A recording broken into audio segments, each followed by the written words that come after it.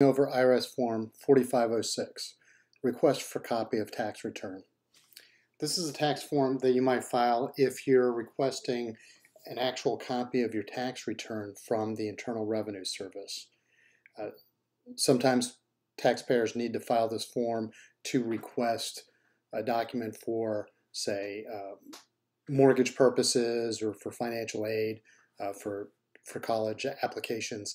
Things of that nature, sometimes as required by a third party, usually for financial assistance or lending purposes. So if this is for some other purpose, like if you just need to get tax information from your tax account, there are other methods that you can use. We'll go over them towards the end of this video.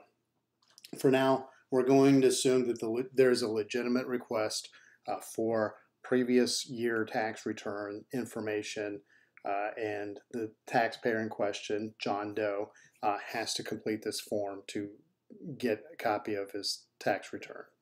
So in line 1, you'll enter the name as shown on the tax return. If it's a joint tax return, then you should enter the name that was shown first. So John Doe. In line 1B, you would enter the first social security number on a jointly filed tax return, or individual taxpayer identification number, also known as ITIN, or in the case of a business, an employer identification number. In line 2, if this is for a joint return, then you would put in the spouse's name as shown on the tax return. So in this example, Mary Doe, John's wife, and her social security number. If this is for a business, you don't need to complete line 2. In line 3, you'll enter the current name and address to include city, state, and zip code. So if this is a post office box, you would enter the post office box number, but the current name and address. In line 4, you would enter the previous address shown on the last tax return filed, if it's different from line 3. Now, the other thing that you will need to do is, if you have not already updated your address with the Internal Revenue Service, you're going to need to file a copy of either IRS Form 8822, which is change of address, or IRS Form 8822-B, which is change of responsible party or address for a business. So I'll include links to those articles that we've written in the comment section. Now, if you're requesting this tax return to be sent to a third party, such as a mortgage company, then you would enter that third party's name and address and telephone number. So we've already put in Acme Mortgage Company, 321 Anywhere Road, and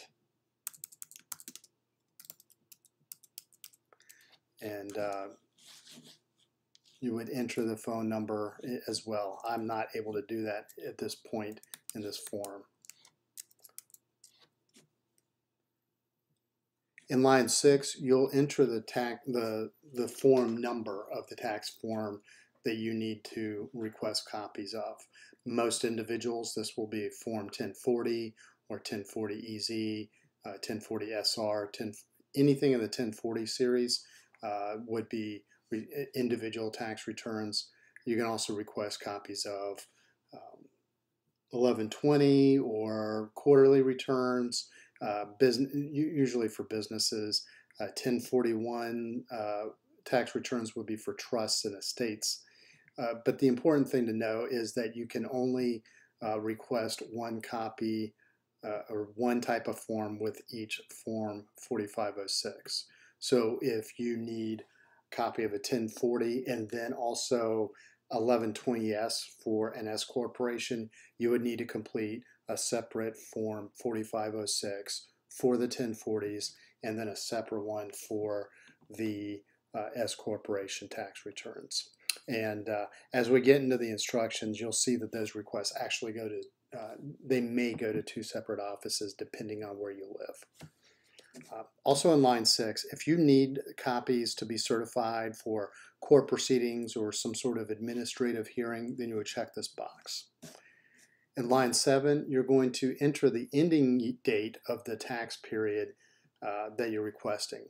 So if I'm requesting 2020 tax return, then I would put the ending date of 12/31/2020 and then 12/31/2019 for a 2019 tax return. In line number 8, you'll enter the fee. Now, the Internal Revenue Service charges a $43 fee for each tax return that's requested, and you need to submit full payment with your request so you basically have to multiply how many returns you're requesting, in this case 2, by $43. So when we send this form to the IRS, we'll need to make out a check payable to United States Treasury with the appropriate taxpayer identification number and Form 4506 request on the check or money order. In line 9 is a box that you may check. If the IRS does not find the tax return in question, they will refund the fee. So if the refund should go back to the third party listed up here, then you would check that box. If it should not, or if there is not a third party listed, then don't check the box.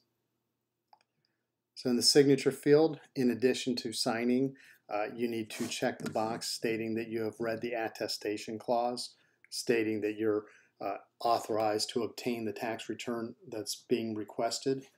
So if you're a corporate officer, then you need to have, you're basically certifying that you do have the express authority to execute the 4506 on the business behalf. So you'll need to enter the phone number of the taxpayer, either on line 1A or 2A. You'll sign, print or type your name, and then date the form. If you have a title, then you'll need to enter your title. And the important part is also that the IRS must receive this within 120 days of the signature date.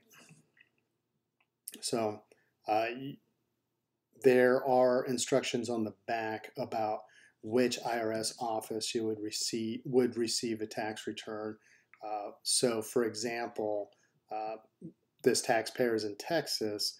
If they filed a 1040 and that's what they're requesting, then they would send the request to this Austin, Texas IRS location. However, if that same Texas taxpayer is also requesting 1120S for an S corporation, that request would then go to the Ogden, Utah IRS team. So be very careful, and if you have to complete multiple versions of forms, make sure that you're following the appropriate instructions for taxpayer or for individual taxpayers or for all other taxpayer entities. And then I would be remiss without mentioning that the IRS expects or requests that you give at least 75 calendar days for them to process this. If you need tax information sooner, you may be able to get a faster response by either setting up an IRS account where you log in and pull down the information that you need in the form of a tax transcript, or you can file IRS Form 4506T, which is request for a tax return transcript, in that it doesn't contain the full amount of information that a normal tax return would have. Or you can file IRS Form 4506T-EZ, which is a request for a short form transcript that contains very specific information.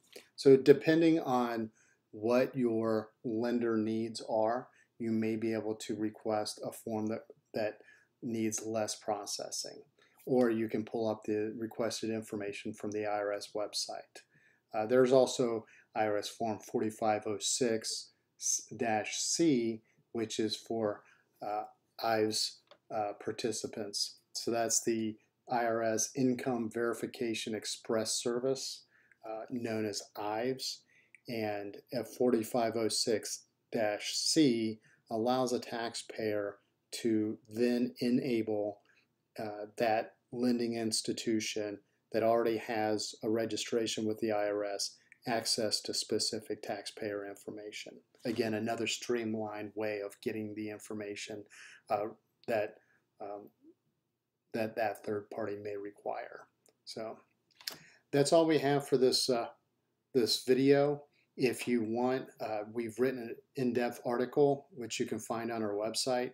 Simply go to teachmepersonalfinance.com, type in IRS Form 4506, and our article should appear.